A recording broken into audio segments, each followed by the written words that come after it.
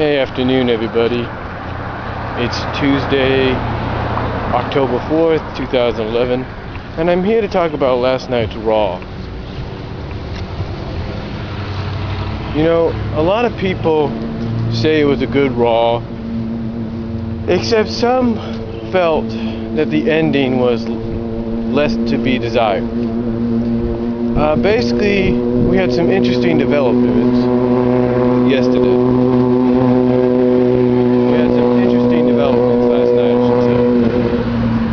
First of all,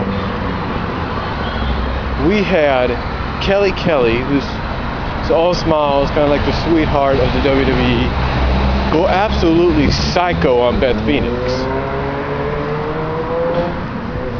Now, apparently, this is a side of Kelly we didn't think we'd see, except for the fact that Beth Phoenix at Hell in a Cell stole the title with the help of Natalya. Now,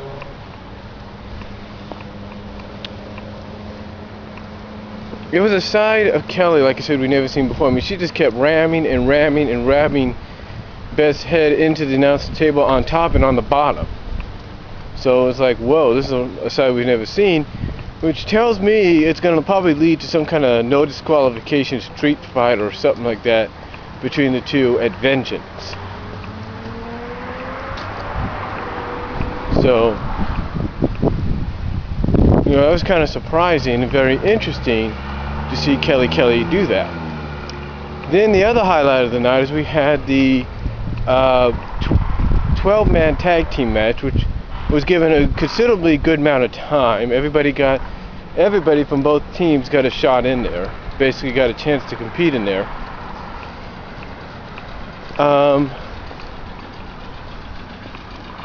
And yes, the babyface team of John Cena, Sheamus, CM Punk, Mason Ryan, and Air Boom, Kofi and Evan won the match.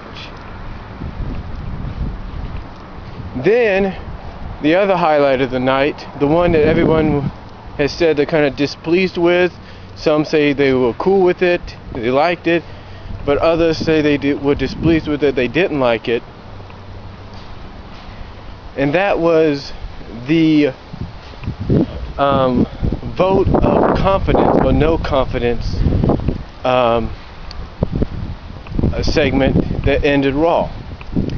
Basically, you had a majority of both locker rooms, along with the referees and even the divas, come out and basically tell Triple H that, and even Jerry Lawler, who made his return, basically tell Triple H, look, since you've been the CEO, things are getting out of control, things are chaotic, you know, something needs to change, and what needs to change is for you, Triple H, to leave. So, well, basically what Triple H does is, first of all, he tells them, look, I didn't ask for this position. It's a position that was given to me. It's not something I wanted. Basically, Triple H is saying that, hey, I never wanted to be the COO. I never wanted to be the one that kind of tells you guys what to do or what kind of matches you're going to have and blah, blah, blah. He's basically saying he never wanted that.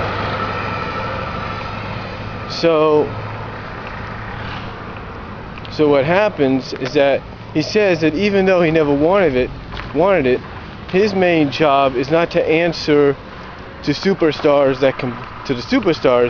but to answer to the WWE Universe. So anyway, everybody gets a chance to talk, those that got the mic. Wade Barrett, Mike Chioda, the referee that is, Beth Phoenix, Jerry Lawler, and Christian. And after everything was all said and done, they had the vote, and a majority, and just about everybody there, voted no confidence. And everybody left the ringside area. Now, here's the thing, if you did not notice this. Even though some fans were displeased with the were displeased with the ending. They didn't like it. They felt it was ridiculous. I mean, even those at the PWR show felt it was ridiculous. And I'm pretty sure the Off the Ropes show, who did their own parody of it, felt it was ridiculous. And I'm sure J-Dub felt it was ridiculous, and maybe Jeff Meacham and anybody else that reviews wrestling. But anyway,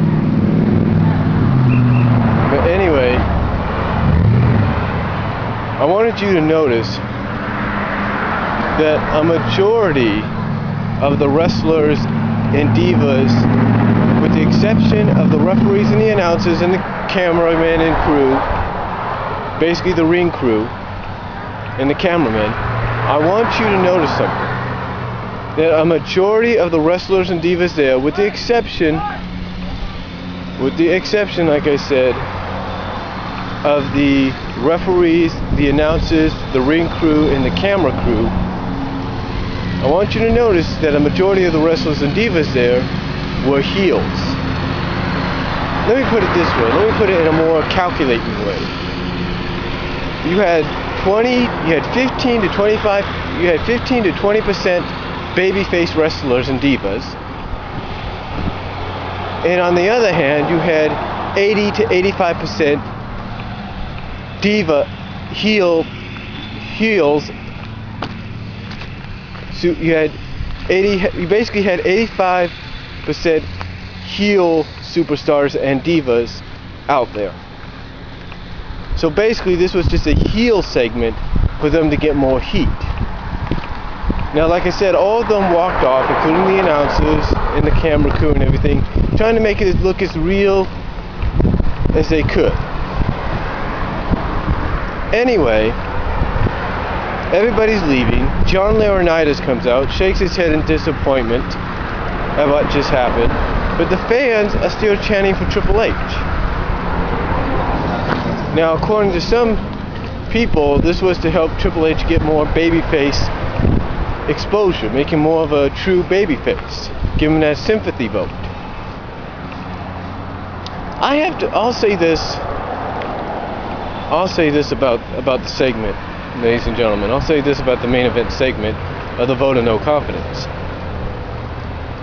I mean, I'll say this. I know the WWE is doing their best to make things, to blur the lines between reality and fiction, but honestly, who's going to believe, and a lot of people have said this who have reviewed it, who's going to believe a group of wrestlers walking off a show because of another wrestler who got put in charge?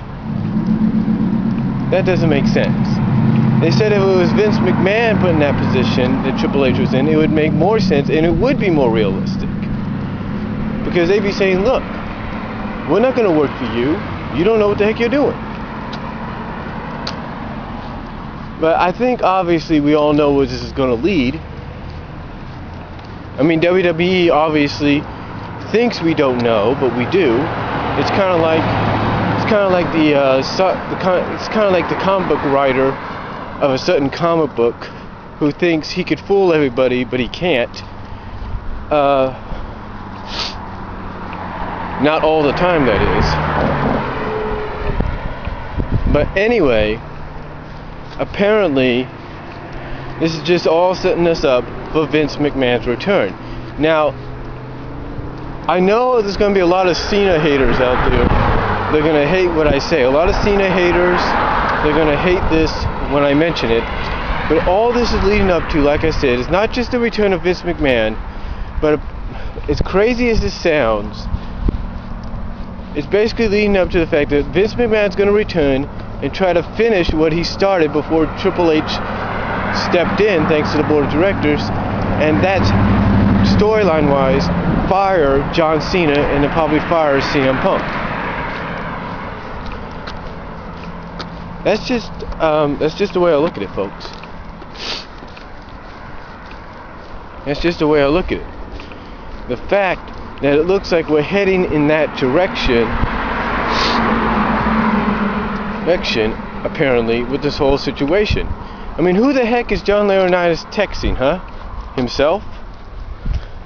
No, he's texting Vince McMahon, and Vince McMahon's obviously sending orders out.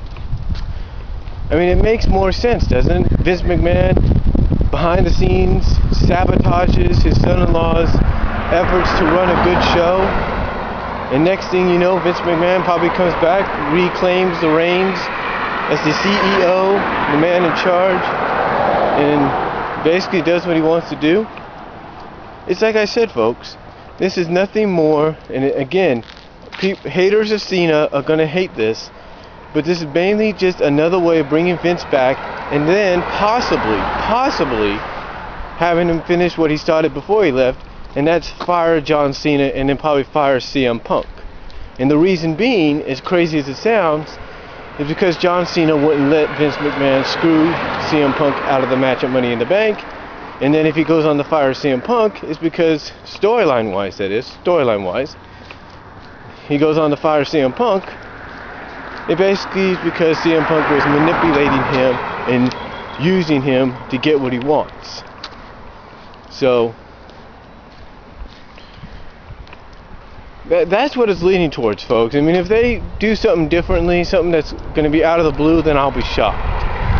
But that's literally where it's going to go. Now, as far as Triple H's situation, storyline-wise, is he'll either resign, or he'll basically look every superstar in the eye, and every superstar and personnel then, and basically tell them, hey, you don't go out there and perform tonight, you'll be in breach of contract, and that will result in legal action. And if you're a champion and you don't go out there, not only will you be in breach of contract, but I'll have no choice but to strip you of the championship, and you won't get another shot at it. I mean, that's basically one of the ways Triple H could go. The other way is he can appoint somebody else to take his place.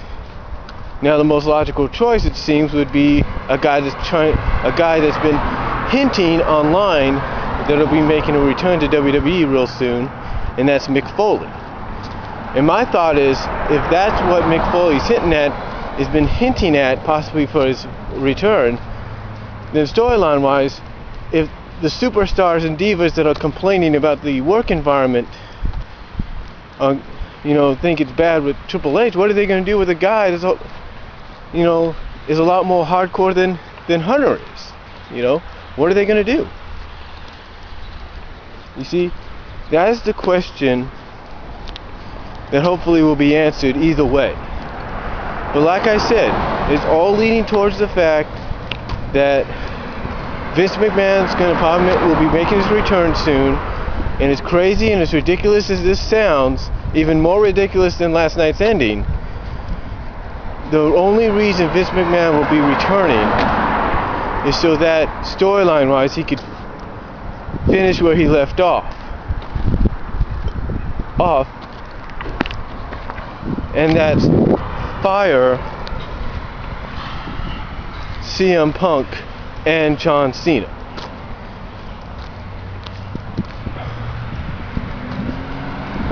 That's basically what it's about, folks. It's basically what it's about. So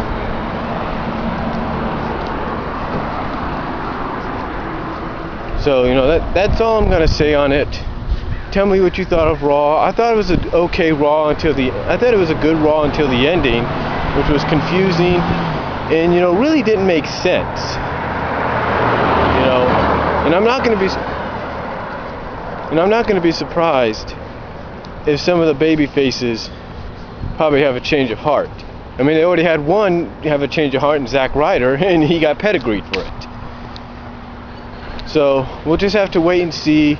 Again, I thought it was a good Raw until the ending, which was kind of confusing, didn't make sense. I mean, Triple H admitted right to everybody's face, hey, I'm old school. I like the chaos. I like seeing things. I like to see people fight and beat the hell out of each other. I like the chaos. And apparently so does the WWE Universe, but the WWE superstars and divas, mostly the heels, they don't like it. So, like I said, either we're going to have someone take his place, he's either going to say, hey, you'll be in breach of contract, and that's going to result in a legal issue, and if you're a champion, I'll strip you of the title. Or another option is he could just end up rehiring Miz and R-Truth. I mean, we all know why Miz and R-Truth are in on this, saying there's a conspiracy. It basically centers around what Alberto Del Rio has, the WWE Championship. That's what it's about for Miz and R-Truth, the WWE Championship. So, you know, that could happen too. He can end up rehiring them. So we'll just have to wait and see what occurs tonight at the SmackDown tapings, and if not tonight, at Monday Night Raw next Monday. So, again, good show, except for the ending, which was confusing and a little ridiculous. I'll give it about an 8, maybe, yeah, an 8 out of 10, an 8.5 out of 10. I'll put it like that, 8.5 out of 10. So, tell me what you guys think. Do you agree with what I said? And I'll talk to y'all later.